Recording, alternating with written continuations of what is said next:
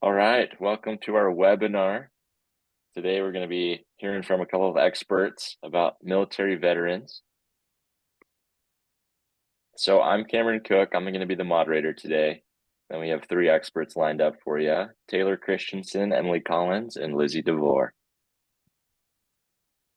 So our agenda for today, we're going to go over the population of veterans, some of their vulnerabilities, some different health disparities and obstacles that they're challenged with. We're going to talk about a specific profile of a veteran, the Candy Bomber.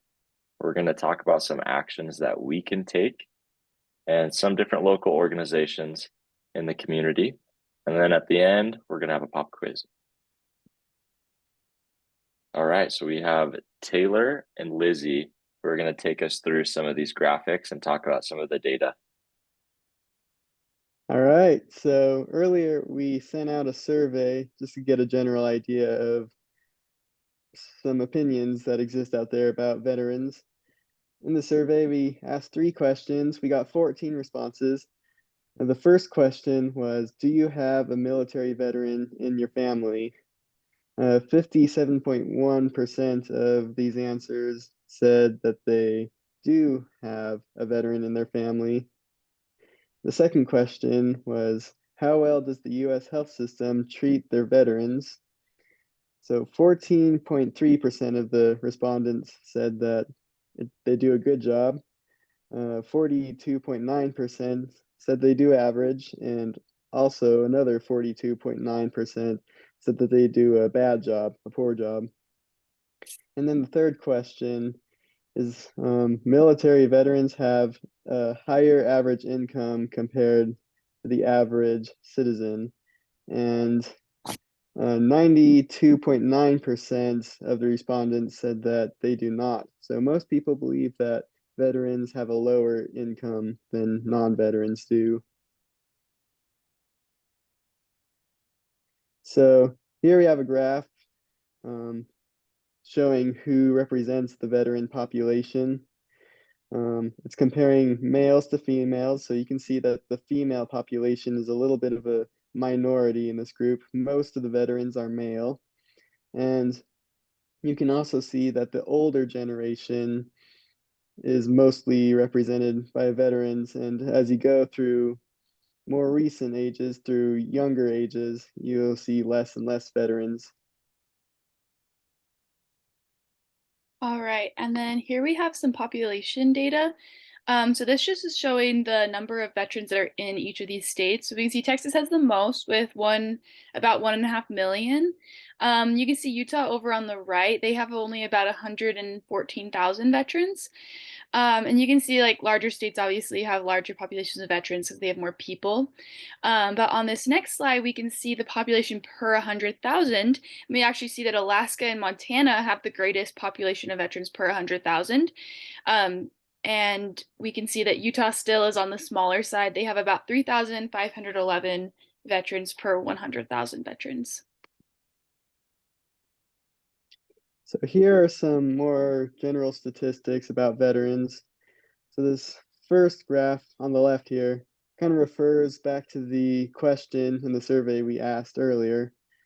And most people thought that veterans have a smaller income than the non-veteran, but the statistics actually show us otherwise, that veterans actually do make a higher income than the average non-citizen.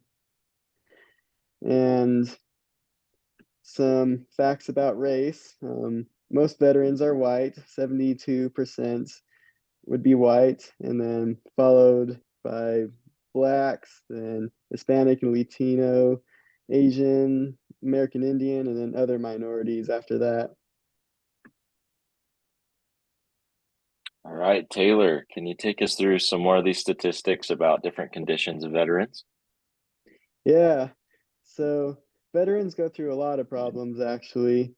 So I just want to focus on the one of the bigger ones. That would be post-traumatic stress disorder, PTSD. As you can see, 23.8% of veterans suffer from PTSD, which is a lot higher than the national average. All right. And Okay. then, sorry, I interrupted No, you. you go ahead, Lizzie. I was going to ask you to introduce this veteran for us. Yeah, sorry, I just love this one. So this is Colonel Gale Halverson. He's known as the Candy Bomber, and he served in the Berlin Airlift. So just after World War II was ending, he helped bring supplies to the people of West Berlin. And he actually would drop little candy bombs for the kids so that they could have some like chocolate and candy. And he would give his rations of candy to the kids in West Germany and West Berlin so that they could have something more than just the flour and sugar that was being flown to them. He lived for 101 years, and as a veteran, he suffered from multiple different disparities, but he was able to overcome them a lot because of the help that the United States has for veterans in places where there is more help. So, like, he lived in a city versus in a rural area, so he was able to get more access to care and get support for symptoms of PTSD and things like that. So this is Gail Halverson. Okay. So some of the common health disparities for veterans listed out here. We can see there's a high prevalence for mental health challenges. Depression is a strong issue, substance abuse, PTSD, like we've talked about, rural veterans gaining access to VA services, suicide rates, and traumatic brain injuries. And Taylor, it looks like we have a question if you want to take this one. The question says, is PTSD treatable? Yeah, so PTSD actually is treatable. Um, there are different methods that are used to treat PSD. We actually have a video that we'd like to refer to here that explains a little bit more about this.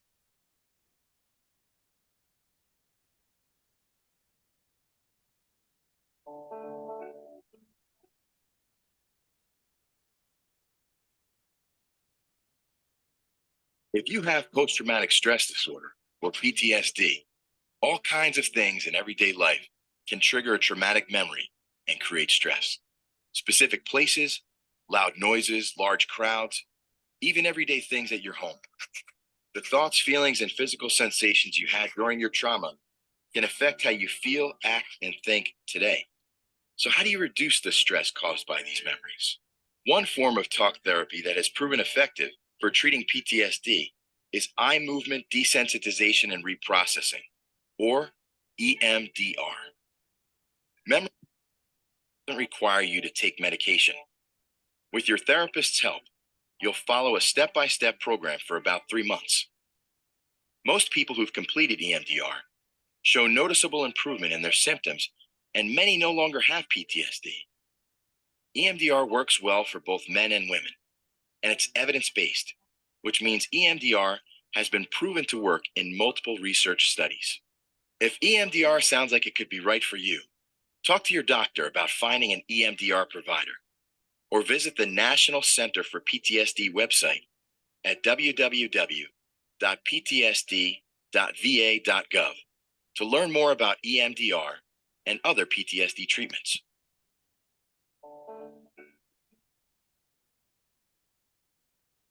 Great. Okay. Thanks for that video, Taylor. Emily, our other For expert, sure. is going to take us through the next couple of slides. So we can see here the common barriers for healthcare services that many veterans face. So just to kind of run down this list, you're going to see that, as kind of mentioned earlier, that with rural communities, they have little to zero access to VA services.